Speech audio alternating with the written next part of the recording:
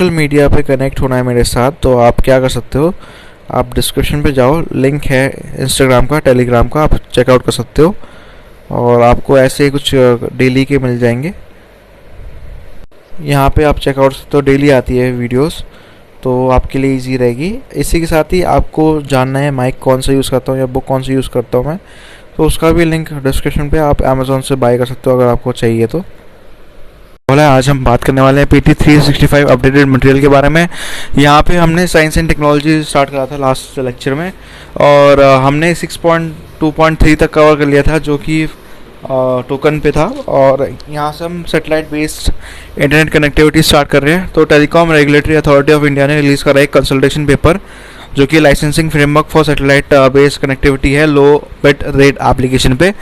यहाँ पे कुछ चीज़ें इंपॉर्टेंट है। पहला है सेटेलाइट बेस्ड कनेक्टिविटी। यहाँ पे इंपॉर्टेंट ये है कि रादर देन जो आपका अंडरग्राउंड या फाइबर नेटवर्क होता है, सेटेलाइट बेस्ड ब्रॉडबैंड कनेक्शन होता है, जो बहुत ही ज़्यादा इंपॉर्टेंट रहता है, महत्वपूर्ण रहता है, क्योंकि वो सेंड करता है और रिसीव करता है ब्रॉडबैंड सिग्नल सेटेलाइट का स्पेस में।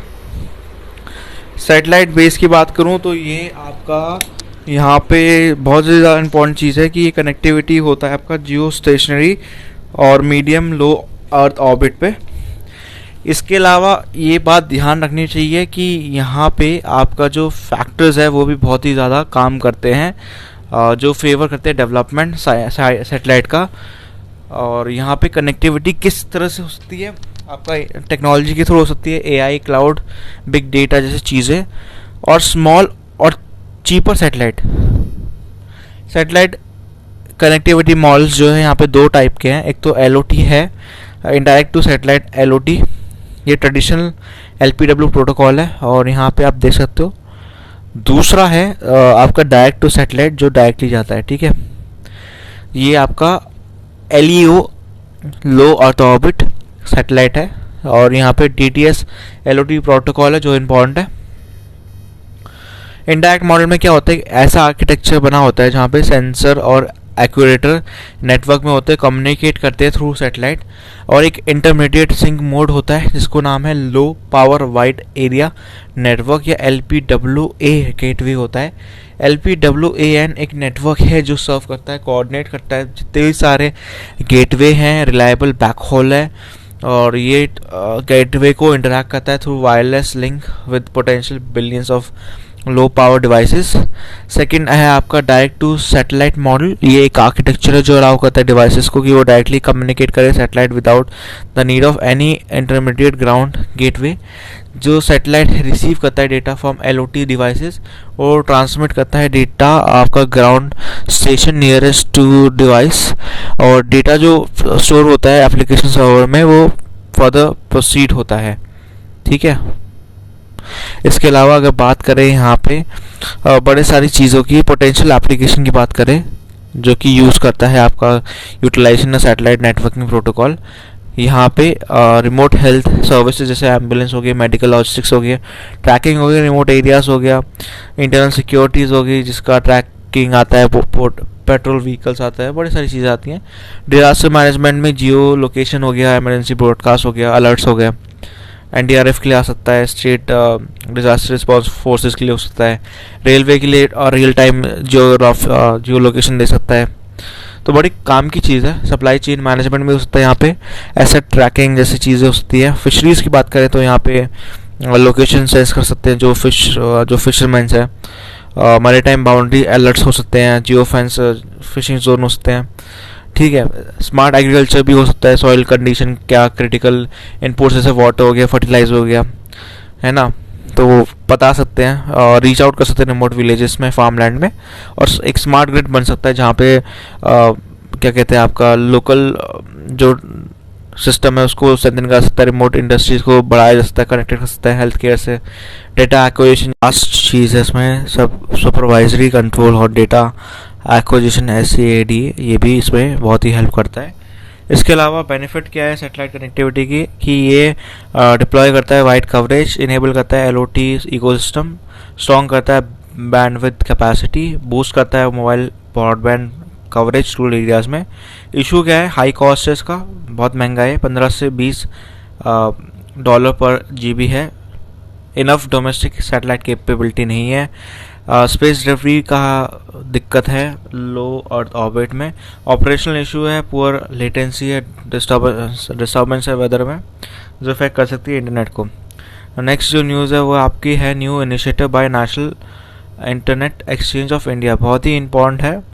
नेशनल ये यहाँ पे सेक्रेटरी है ministry of electronics and information technology मीटी, और चेयरमैन है NIXI, जिसकी मैंने फुल फॉर्म भी बोली है। और इनके 3 इनिशिएटिव है जो इन्हें लॉन्च करें। वो अवेयरनेस फैलाते हैं और अडॉप्ट करते हैं आपका IPv6 इंडिया में। तो ये एक नई चीज़ है, इसको हम समझ लेते हैं क्या है ये एग्जैक्टली। उसके बाद हम ये ग्राफ ही देखेंगे। तो IPv6 है आपका इंटरनेट प्रोटोकॉल वर्जन 6।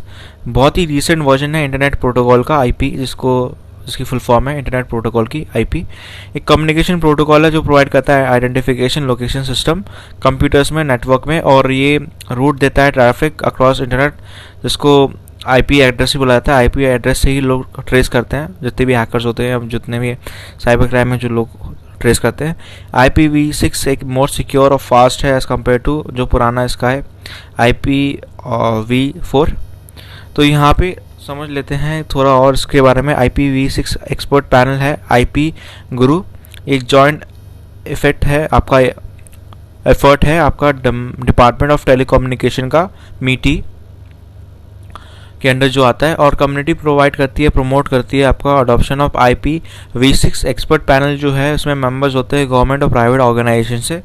NIXI क्या एकेडमी है, ये एजुकेट करती है टेक्निकल और नॉन टेक्निकल पीपल को इंडिया में कि वो लर्न करे और रीलर्न करे टेक्नोलॉजी लाइक IPv6। इसका इंडेक्स भी है NIXI IP इंडेक्स का। तो यहाँ पे ये पोर्टल जो है इंटरनेट कम्युनिटी को शोकेस करता है ये 6 वर्जन अडॉप्शन रेट इंडिया में और अक्रॉस द वर्ल्ड। तो कंपैरिजन की बात करें तो जो लेटेस्ट है उसका 128 बिट्स ईच है।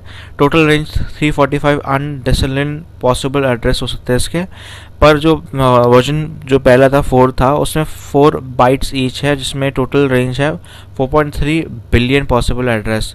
तो आप देख सकते हो कितनी ज़्यादा रेंज है आपकी नया अपडेट में। इसके अलावा national internet exchange of India क्या है इसको समझना ज़रूरी पड़ जाता है। नॉन फॉर प्रॉफिट ऑर्गेनाइजेशन है ये, सेक्शन 8 कंपनीज एक्ट के अंडर आती है 2013 के अंडर, जो कि इस्टेब्लिश होती है 2003 में। ये एक्ट एक न्यूट्रल मीटिंग है पॉइंट है आपका इंटरनेट सर्विस प्रोवाइडर्स का, जिसमें प्राइमरी ऑब्जेक्टिव है ये फैसिलिटेट करता है exchange of domestic internet traffic जो पीयर करता है ASP मेंबर्स का। यहाँ पे अदर इनिशिएटिव या अदर इम्पोर्टेंट न्यूज़ में आके बात करें तो यहाँ पे क्वांटम की डिस्ट्रीब्यूशन QKD है। ये रिसेंटली इसरो ने डेमोन्स्ट्रेट करा है free space QKD over 300 metre. Experiment की बात करें, मेजर ब्रेक थ्रू जो आता है आपका ISRO goal of satellite based quantum के थ्रू आता है, जो कि कम्युनिकेशन की है, जहाँ पे इसरो डेमोन्स्ट्रेट करती है technology between two Indian ground station. Quantum की डिस्ट्रीब्यूशन टेक्नोलॉजी बहुत ही सिक्योर मोड ऑफ कम्युनिकेशन है, जो कि वनरेबल नहीं है अटैक्स से, और ये कोई भी अटैक से जो अमाउंट करता है कंप्यूटेबल पावर। नेक्स्ट जो न्यूज़ है वो है सैंडिस। ये एक इंस्टेंट मैसेजिंग प्लेटफॉर्म है जो NIC ने निकाला है, नेशनल इंफॉर्मेटिक्स सेंटर्स ने, ministry of electronics and information technology मीटी ने निकाला है। इनिशियली ये ओपन था ग्लोबल गवर्नमेंट ऑफिसर्स पे, बट ये कॉमन पब्लिक के लिए भी अब रिलीज़ कर दिया है। एडिशनल सेफ्टी फीचर है जहाँ पे ये अलाउ करता है यूज़र को कि वो मार्क करता है मैसेज एज अ कॉन्फिडेंशियल। ये एक रेसिपिएंट अवेयरनेस बढ़ाता है मैसेज को जो शेयर कर रहे हैं दूसरे के साथ, और ये लॉन्च हुआ था एज अ गवर्नमेंट स्ट्रैटेजी जो कि पुश करता है इंडिया मेड सॉफ्टवेयर और बिल्ड करता है ecosystem for indigenous develop project. तो ऐसे समझ लीजिए सैंडिस एक तरह से व्हाट्सएप हो गया इंडिया का, ऐसे समझ लीजिए। पर यहाँ पे कॉन्फिडेंशियलिटी भी है, ये भी एक चीज़ है। फ्रंटियर टेक्नोलॉजी की बात करें तो टेक्नोलॉजी इनोवेशन रिपोर्ट 2021 ने जो ये रिपोर्ट है ये पूछी जा सकती है, रिलीज़ कौन करता है? United Nation Conference on Trade and Development ने पाया है इंडिया को as a top over performer जिस की बात कर रहे हैं आपका अडॉप्टिंग और adapting frontier technology among developing countries. सबसे बड़ी बात आती है यहाँ पे UNCTAD, United Nation Conference on Trade and Development, एक परमानेंट इंटर गवर्नमेंटल बॉडी है जो इस्टेब्लिश हुई थी यूनाइटेड नेशन जनरल असेंबली 1964 के अंडर।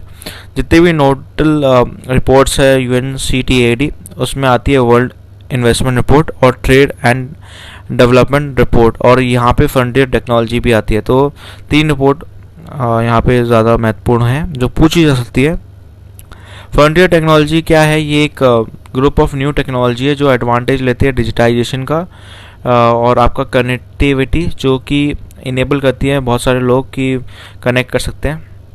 फ्रंटियर टेक्नोलॉजी में आर्टिफिशियल इंटेलिजेंस आता है, इंटरनेट ऑफ थिंग्स आता है, बिग डेटा आता है, ब्लॉकचेन आता है, 5th जनरेशन मोबाइल टेलीफोनी आती है, 3 डायमेंशनल प्रिंटिंग आता है, आपको रोबोटिक्स आती है, ड्रोन्स आते हैं, जीन एडिटिंग आती है, नैनो टेक्नोलॉजी आती है, सोलर पावर आती है, जिसका एडवांटेज लिया जा सकता है डिजिटाइजेशन में या डिजिटलाइजेशन और कनेक्टिविटी में। नेक्स्ट जो न्यूज़ है वो है डियर क्राई। ये एक नया फैमिली है रैंसमवेयर का जो कि माइक्रोसॉफ्ट ने डिटेक्ट करा है, जो अटैक करती है बिजनेस ईमेल सर्वर को। ये आपका यूज़ होता है जब इनिशियली कॉम्प्रोमाइज़ करते हो अनपैच ऑन प्रेमाइस एक्सचेंज सर्वर से। रैंसमवेयर का मतलब क्या है? ये एक मालवेयर होता है जो एम्प्लॉयज़ को इनक्रप्टेड को होल्ड करता है विक्टिम की इन्फॉर्मेशन रैंसम पे। मालवेयर क्या होता है? मालवेयर एक कलेक्टिव नेम होता है, बड़े सारे मलिशियस मतलब क्या कहते हैं चिंताजनक या गलत जो होते हैं जो डैमेज करते हैं सॉफ्टवेयर वेरिएंट, जिसमें वायरस आते हैं, रैंसमवेयर आते हैं, स्पाईवेयर आते हैं। लास्ट इसकी जो न्यूज़ है वो है spectrum auction concluded. Spectrum refer करता है आपका रेडियो फ्रीक्वेंसी जो वायरलेस सिग्नल्स ट्रैवल करते हैं बड़े सारे, और ये फ्रीक्वेंसी वायरलेस कम्युनिकेशन में एज अ पोर्शन जो ब्रॉड इलेक्ट्रोमैग्नेटिक स्पेक्ट्रम है, पोर्शन जो इलेक्ट्रोमैग्नेटिक जो स्पेक्ट्रम है गवर्न होता है बैंड्स में और एलोकेट होता है मोबाइल इंडस्ट्री को और बड़े सारे सेक्टर्स जो कम्युनिकेशन या एयरवेव्स में बात करते हैं। स्पेक्ट्रम एक सॉवरेन एसेट है, एक डिपार्टमेंट ऑफ टेक्नोलॉजी है जो कस्टोडियम और मैनेजर की बात करता है। स्पेक्ट्रम डिसाइड करता है बड़े सारे फ्रेमवर्क और स्पेक्ट्रम एलोकेशन, लाइसेंसिंग, प्राइसिंग। यहाँ पे अगर बात करें तो नेक्स्ट जो न्यूज़ है वो है 6.3 रिसर्च एंड डेवलपमेंट के बारे में बात कर रहे हैं। यहाँ पे एक है एम प्राइम। तो एम प्राइम की फुल फॉर्म क्या है? Programme for researchers on innovation, market readiness and entrepreneurship. तो रिसेंटली एम प्राइम ने लॉन्च करा है, जो एम प्राइम है वो लॉन्च हुआ है नीति आयोग के द्वारा, और ये कोलैबोरेट करता है Bill and Melinda Gates Foundation BMGF। M prime है क्या? ये एक इनिशिएटिव है जो प्रमोट करता है science based deep tech startup और वेंचर्स अक्रॉस इंडिया, बिल्ड करता है फाउंडेशन लेड जो अतुल इनोवेशन मिशन के सपोर्ट करते हैं स्टार्टअप और प्रोवाइड करते हैं specialization services transition research industry में। ये इम्प्लीमेंट होगा वेन्यू सेंटर पे, एक non profit technology business incubator है। प्रोग्राम जो कैटलिस्ट होगा यहाँ पे ऑफिस जो है प्रिंसिपल साइंटिफिक एडवाइज़र है जिसको पुणे नॉलेज क्लस्टर बुलाता है। इसके अलावा ये प्रोग्राम ओपन है technology developers, early stage deep tech startup, scientist, engineers, clinics, और यहाँ पे strong science based deep tech business ideas होते हैं। CEO senior incubation manager M funded Atal incubation centre जो कि सपोर्ट करते हैं डीप टेक एंटरप्रेन्योरशिप। यहाँ पे एम की बात करें अतुल इनोवेशन मिशन, ये हमने स्कीम में बात कर रखी है, गवर्नमेंट स्कीम आप चेकआउट कर सकते हो, बहुत ही ज़्यादा हमने डिटेल में बात कर रखी है। नीति आयोग एक फ्लैगशिप इनिशिएटिव है जो प्रमोट करता है कल्चर, इनोवेशन और एंटरप्रेन्योरशिप का कंट्री में, और ये सेटअप करता है आपका 2016 में, मतलब 6 साल पहले।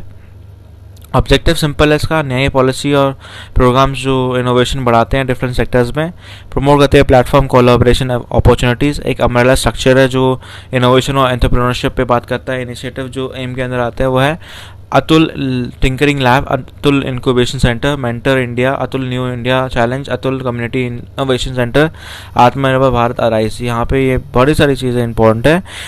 नेक्स्ट जो न्यूज़ है वो आपकी अदर इंपॉर्टेंट न्यूज़ है जिसमें DSIR promoting innovation in individual startup and MSME आता है। देयर प्रिज्म स्कीम, ये रिसेंटली अवेयरनेस प्रोग्राम है जो department for scientific and industrial research पे बात करता है। प्रिज्म लॉन्च में आता है। DSIR जो है एक ministry of science and technology का पार्ट है जो कि कैरी आउट करता है activities related to indigenous technology promotion, development, utilisation and transfer.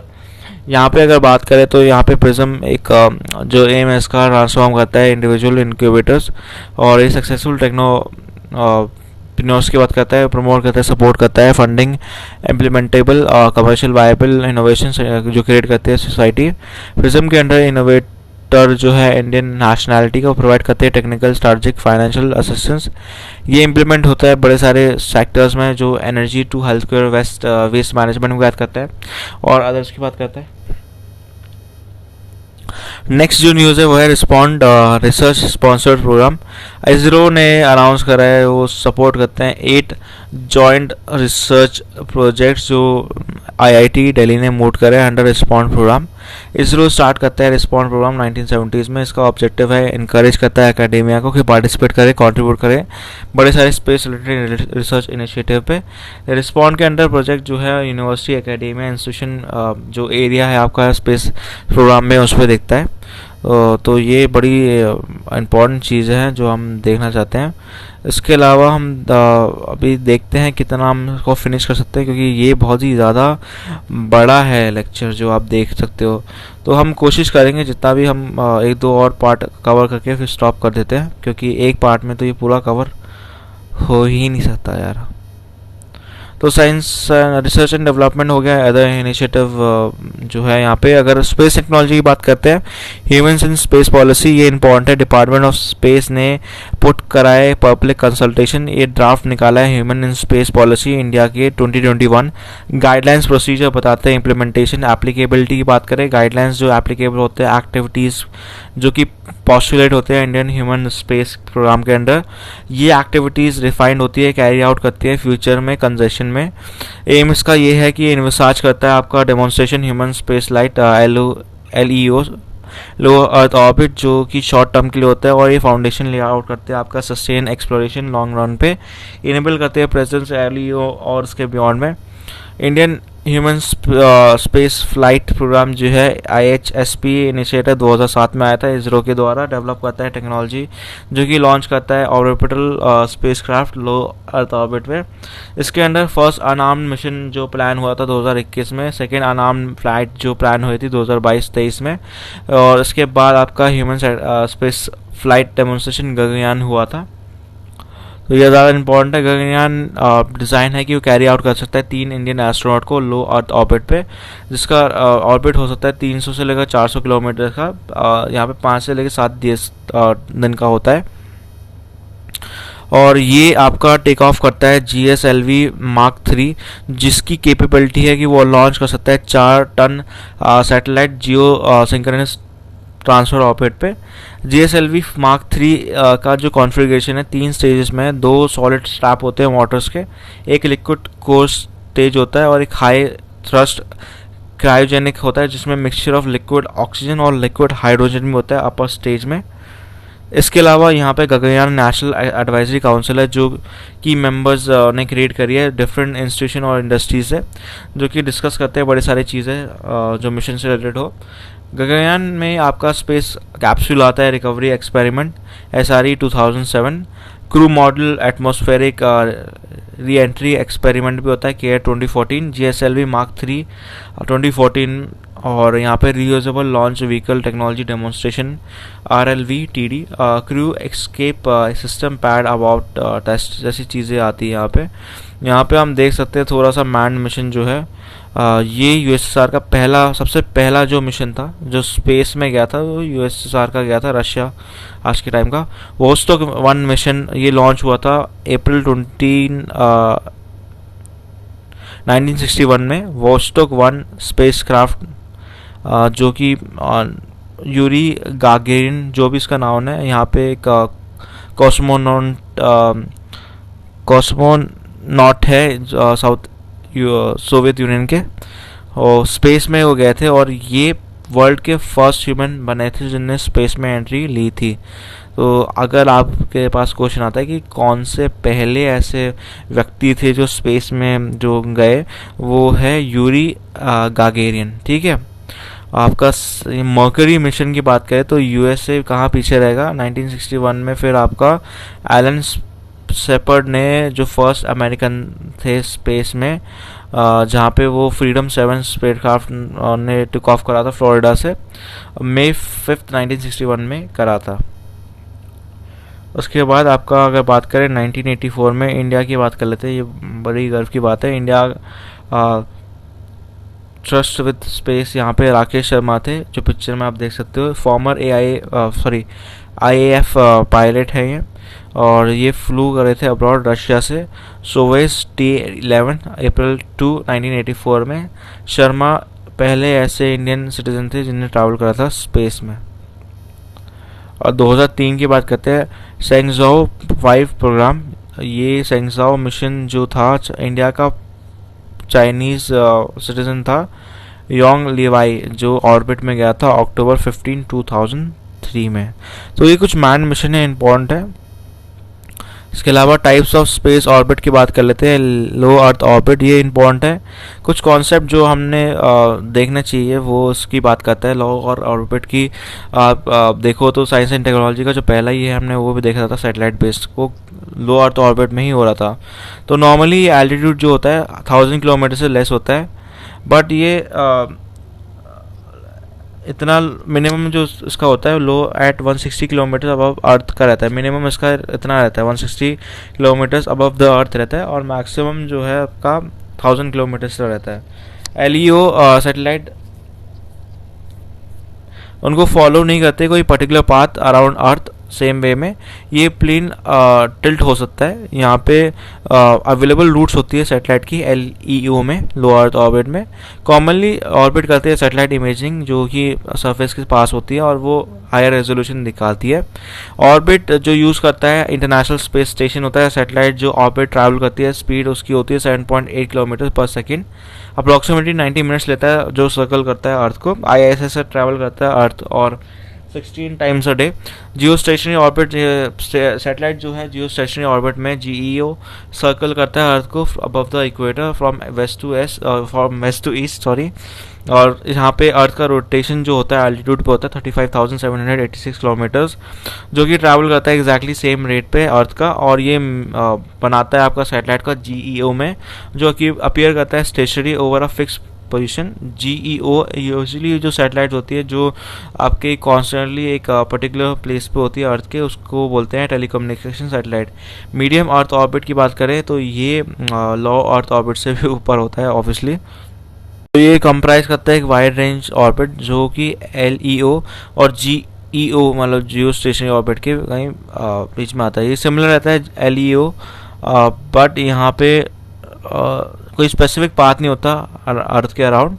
ये वैरायटी ऑफ सैटेलाइट होती है जहाँ पे डिफरेंट एप्लीकेशन होते हैं। कॉमनली यहाँ पे नेविगेशन सैटेलाइट होती है, जैसे यूरोपियन गेलॉय सिस्टम होता है। नेक्स्ट है polar orbit and sun synchronous orbit SSO। Solar जो सैटेलाइट होती है पोलर ऑर्बिट्स में यूजुअली ट्रैवल करती हैं अर्थ से लेके from north to south rather than west to east, जैसे जियो स्टेशन में हुआ था। रफली ये अर्थ के पोल्स पे होती है।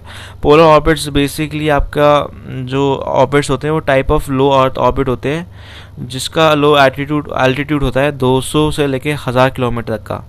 सन सिंक्रोनस ऑर्बिट क्या है? एक particular kind of polar orbit है। सैटेलाइट जो SSO में ट्रैवल करती है पोलर रीजन में, सिंक्रोनस होती है सन के साथ। इसका मतलब है सैटेलाइट विजिट करती है उस सेम स्पॉट पे एक सेम लोकल टाइम पे, और इमेज जो सीरीज़ है जितनी भी सैटेलाइट की है वो इन्वेस्टिगेट करती है कि ऐसा वेदर पैटर्न इमर्ज होता है और हेल्प करती है, प्रिडिक्ट करती है, मॉनिटर करती है इमरजेंसी लाइक फॉरेस्ट फायर या फ्लडिंग का कुछ अगर आ रहा है कि नहीं आ रहा।